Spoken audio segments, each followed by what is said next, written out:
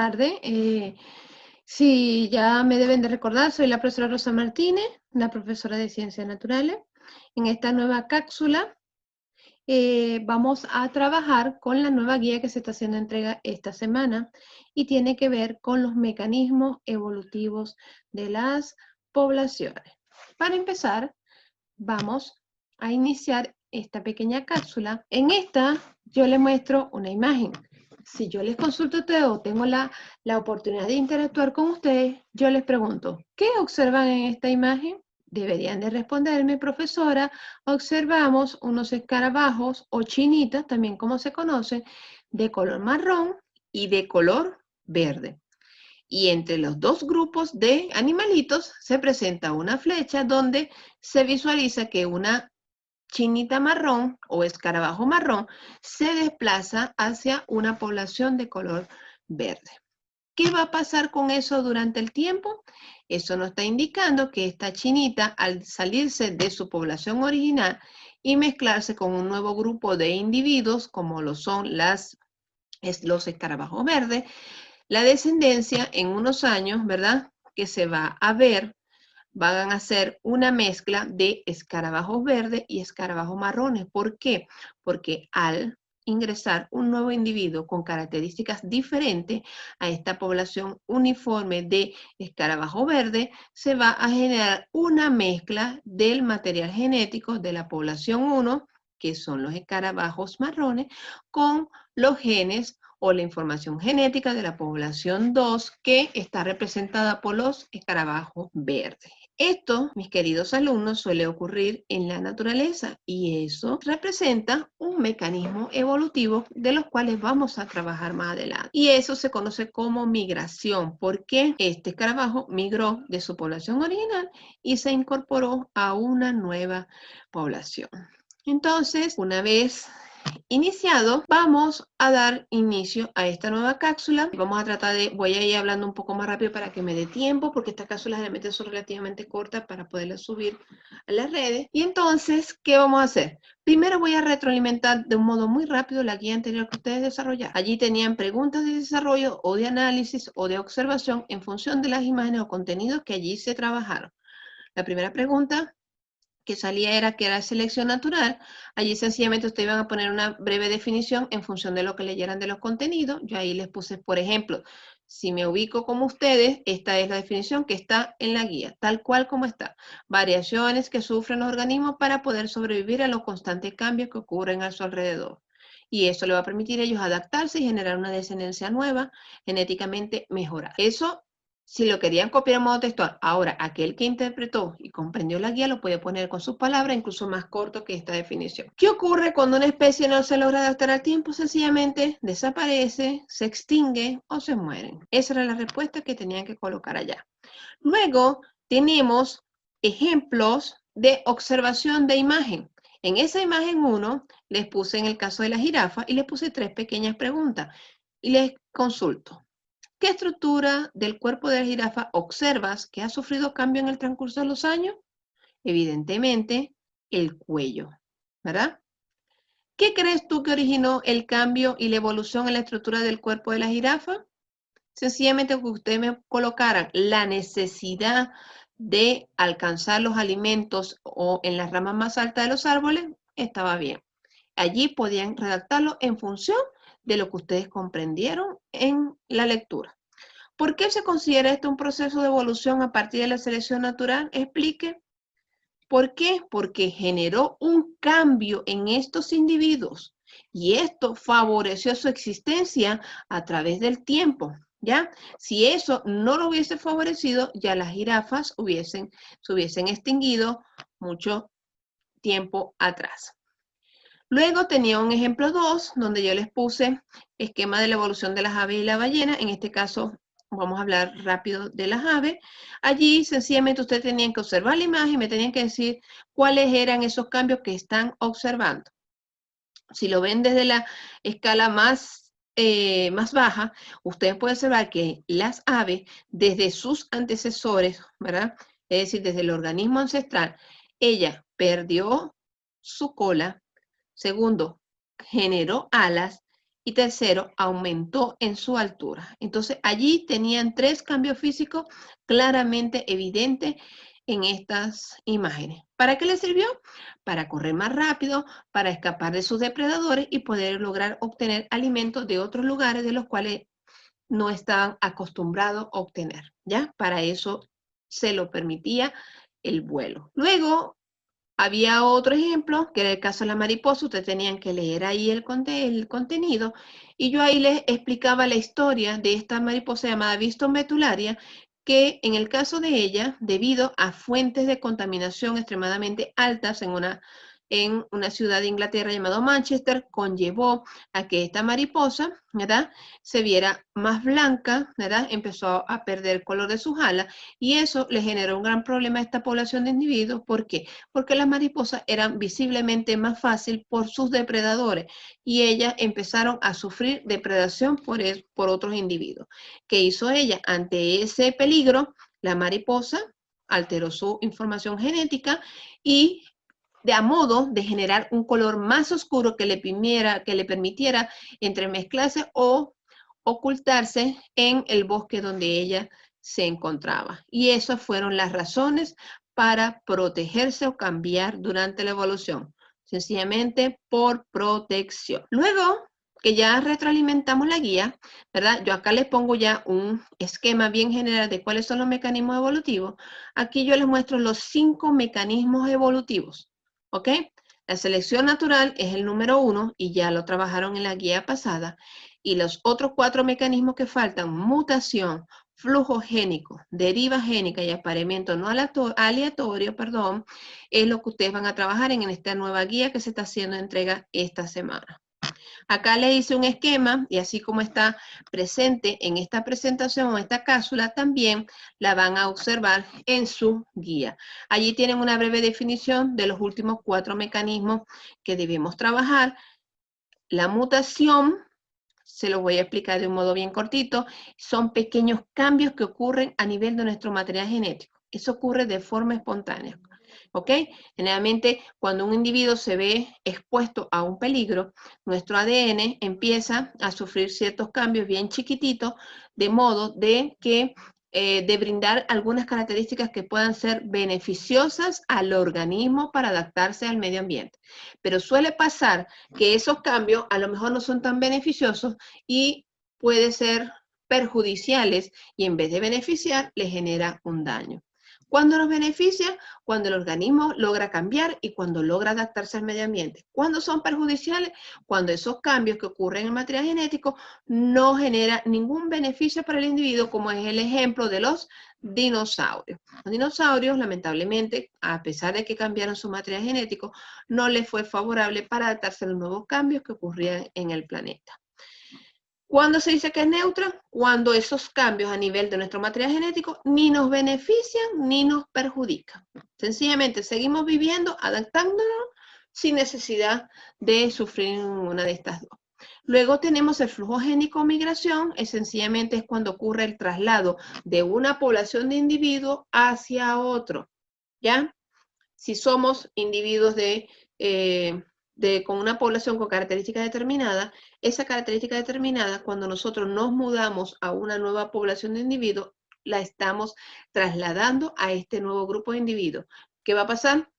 Que cuando ocurre el apareamiento o el emparejamiento de personas de una población con otra, allí se está entremezclando el material genético y ocurre lo que se denomina un flujo génico, migración génica. Con respecto a la deriva génica, este es un mecanismo bastante interesante porque esta deriva ocurre generalmente ante una situación de desastre. Por ejemplo, los escarabajos que yo les mostré al inicio, el escarabajo marrón y verde, ¿qué pasa? Muchas veces hay gente que no le gusta este tipo de animalitos y suele pisarlos o matarlos. A medida que nosotros vamos generando la desaparición de una población determinada, por ejemplo, de chinitas de color rojo con puntitos negros, ¿qué va a pasar? Van a ir quedando muy pocos individuos y entonces esta población, al verse disminuida, por no quedarse sola, siempre tratan de ir a buscar otra población que se parezcan a ellas y empiezan a mezclarse con una nueva población. En este caso, por ejemplo, las chinitas de color rojo con puntitos negros van y se mezclan con unas chinitas de color marrón.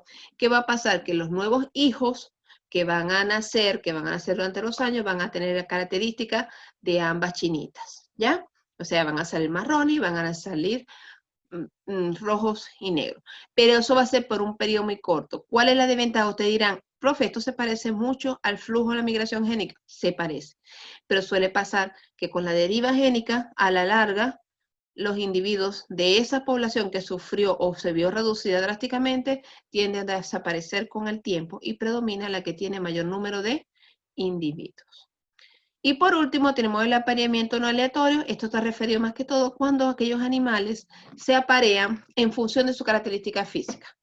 Siempre vamos a observar la naturaleza, por ejemplo, cuando vemos una ardilla, la ardilla se va a aparear con otra ardilla de su mismo tamaño, de su misma característica, de su misma contextura. ¿Por qué? Porque los animales, de modo salvaje, ellos no visualizan si hay una ardilla con características totalmente distintas. No, ellos tratan de aparearse con individuos que sean similares a ellos. Eso de manera de asegurar, ¿verdad?, una descendencia nueva y poder durar en el tiempo en la Tierra, ¿ya? Aquí yo le muestro un breve ejemplo, seguimos rodando mi imagen, ¿ya? Tenemos un ejemplo de mutación, que esta mosquita que le muestro acá, es la mosquita que vemos revoloteando sobre la fruta cuando están a punto de descomponerse. ¿Qué ha hecho ella en el tiempo y qué se ha evidenciado desde el punto de vista biológico? Esta mosquita ha ido cambiando su material genético producto de la acción, ¿verdad? O de los cambios que se han ido generando en el ambiente. ¿Y en qué ha favorecido para que estas mosquitas sobrevivan y sigamos observándolos sobre las frutas en descomposición? Bueno, si observan bien las imágenes, han generado cambios en su cuerpo, han generado líneas en su abdomen, le ha permitido desarrollar alas más largas, alas medianas o alas más cortas, eso dependiendo del ambiente donde viva esta mosquita. Y todas esas características las han beneficiado a ella para poder sobrevivir y seguir viviendo en el tiempo. Aquí tienen el ejemplo que les puse al inicio, lo que es la flujación y flujo o migración génica. Vemos de una población de escarabajos marrones, una se va y se mezcla con escarabajos verdes y a lo largo del tiempo vamos a obtener una descendencia donde podemos ver las dos características de las dos poblaciones, ¿ya? Luego tenemos la deriva génica. Cuando yo hablo de deriva, de un desastre que conlleva una reducción de una población, no solamente tiene que ser desastre natural, el hombre desafortunadamente también ha conllevado a que este mecanismo evolutivo se haga presente en los animales. Y acá yo les muestro una imagen. Por ejemplo, tenemos a un cazador, ¿verdad?, con un arco y flecha, que le dispara a los patos, es un cazador de patos, ¿y qué ha hecho? Con el tiempo, esta cacería constante de los patos ha conllevado una reducción de estos animalitos en la naturaleza. Y los pocos que quedan, para no quedar solo en la naturaleza, se han tenido que desplazar o unirse con una nueva población totalmente distinta a ella. Como pueden ver, se mezclan con una población de patos de color marrón, ¿ya? Y ellos se desplazan, ¿y qué va a pasar? Los pocos individuos que quedaron tratan de generar individuos con algunos genes característicos de ellos, pero como el marrón o las alas marrones son más fuertes, es lo que yo les digo, ¿ves? A la larga, esos dos patitos blancos desaparecen y desaparece esa población. ¿Por qué? Porque predomina, hay mayor número de individuos de patitos de color marrón.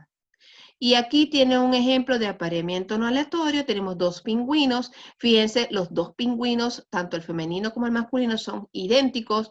Ellos se aparean por eso, porque reconocen que son iguales a ellos. Y el individuo que van a tener, o la descendencia, va a mostrar las características muy similares a ella. Eso es lo que se llama apareamiento no aleatorio. Y eso lo hacen en la naturaleza los animales, a los individuos correspondientes a la población para asegurar su permanencia a través de los años en el ambiente donde viven. ¿Ok? Entonces, en la guía van a tener actividades de los cuales solamente le voy a hacer mención tienen varios ítems que ustedes deben desarrollar. Términos pareados, que significa que ustedes van a leer la información que está acá en la columna A y la van a extrapolar, ¿cómo decir? Van a ubicar, por ejemplo, les voy a dar un ejemplo. 1.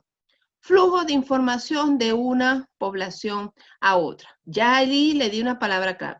El flujo de una información de una población a otra, si yo reviso la columna B, correspondería a migración génica. Entonces, acá migración génica tiene el número 4, yo aquí adentro de paréntesis voy a colocar el número 4.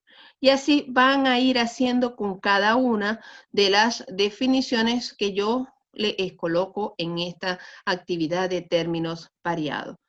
Luego de términos pareados sigue otro ítem que también van a observar imágenes. Ahí tienen al caballito.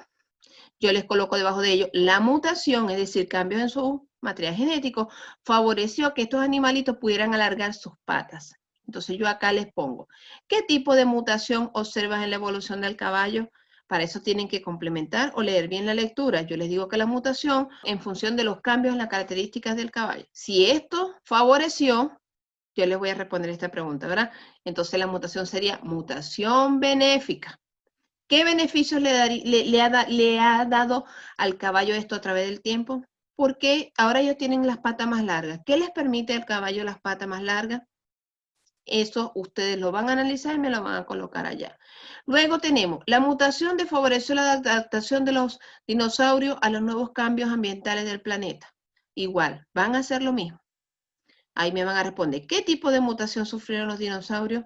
¿Qué consecuencias les trajo a los dinosaurios este tipo de mutación? Y por último, este es un ejemplo bien interesante y quiero, como la mayoría de ustedes son estudiantes de origen haitiano, así como son los haitianos, también ustedes tienen compañeros venezolanos, ¿verdad? Pero yo quiero que ustedes, yo puse el ejemplo de los haitianos para que pudieran entender mejor esta parte. Yo allí coloco el rostro de un haitiano cerca de su isla de Haití y muestro una flecha donde indica de su traslado desde Chile, desde Haití hasta Chile. Y al llegar a Chile, logró conocer una chilena, se enamoraron y formaron una pareja, ¿verdad? Entonces yo allí les coloco una pregunta. ¿Qué mecanismo de cambio evolutivo se asocia con el ingreso de individuos haitianos a la población chilena?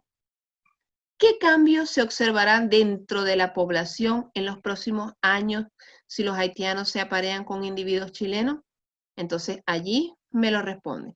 Entonces, como pueden ver, de una teoría científica la podemos llevar fácilmente a un contexto cotidiano que son ustedes mismos como estudiantes, como lo son los estudiantes haitianos que tenemos presente en nuestro colegio. Luego tiene un ítem de verdadero y falso, leen cada una de las afirmaciones, van a encerrar en un círculo si consideran que es verdadero, encierran la B, y si es falso, van a encerrar la letra F. Esto para poder responder, queridos alumnos, tienen que leer bien el contenido anterior.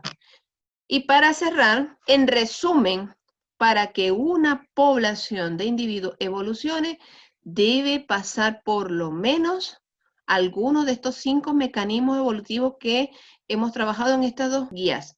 Selección natural, mutación, flujo génico, deriva génica y apareamiento no aleatorio. No necesariamente tienen que ocurrir los 5. Con que pase uno, ya se genera un cambio evolutivo dentro de una población de individuos. Y eso va a permitir que la información génica pueda cambiar de una generación a otra y si son beneficiosas se las van a transmitir a las nuevas descendencias, generalizando estos 5 mecanismos que ya hemos visto. Y para finalizar, yo allí les puse una actividad de metacognición, es para ver cómo van sus aprendizajes ya. Yo les pongo un contenido que no has entendido, es decir, de los temas que hemos trabajado, ustedes me van a colocar allí de un contenido o tema trabajado en estas 2 guías. ¿Qué no has entendido o qué no lograste entender? Un contenido que necesitas repasar, un contenido que no hayan entendido, un contenido que necesitas repasar, un contenido que sí entendiste, ¿verdad? Y por último, yo necesito que ustedes también me autoevalúen a mí, porque así como yo pido evaluarlo a ustedes también quiero que me evalúen a mí. ¿Qué creen ustedes que yo, como profesora de ciencias naturales, debo mejorar en los módulos de ciencias naturales? ¿Ok?